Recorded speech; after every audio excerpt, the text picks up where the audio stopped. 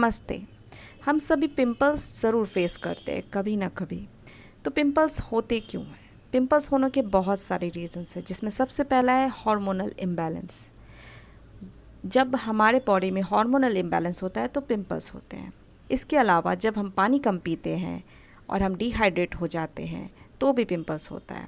इसके अलावा कॉन्स्टिपेशन, जब हमारा पेट गर्म रहने लगे या कॉन्स्टिपेशन रहने लगे तो भी पिंपल्स होने की प्रॉब्लम ज़्यादा बढ़ जाती है। तो अगर कॉन्स्टिपेशन है तो सबसे पहले कॉन्स्टिपेशन का ट्रीटमेंट करना चाहिए।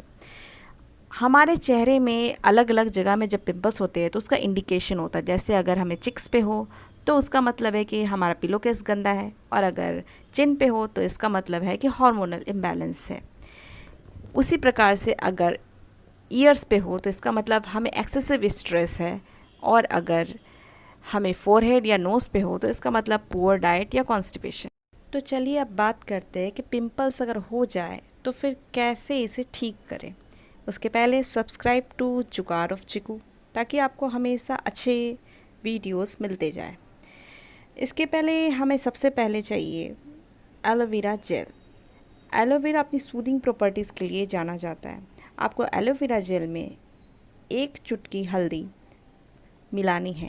हल्दी अपनी एंटीबायोटिक प्रॉपर्टीज़ के लिए जानी जाती है, और इसमें एक चुटकी आपको दालचीनी का पाउडर मिलाना है। दालचीनी अपनी एंटी इन्फ्लामेटरी प्रॉपर्टीज़ के लिए जानी जाती है। तो अब बस आपको इन तीनों को मिलाकर जहाँ पर भी आपका पिंपल है वहाँ लगा लेना है। या तो आप ओवरनाइट रखें, या अगर आप घर के बाहर नहीं जा रहे हैं, मतलब सन से एक्सपोजर नहीं हो रहा है आपका, तो आप दिन भर रख सकते हैं।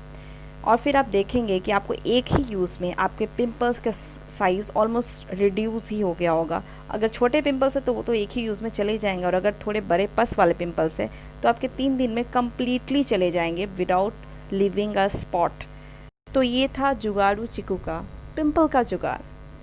होप ये आपके लिए भी उतना ही बेनिफिशियल हो जितना मेरे लिए है। आज के लिए बस इतना ही। Thank you.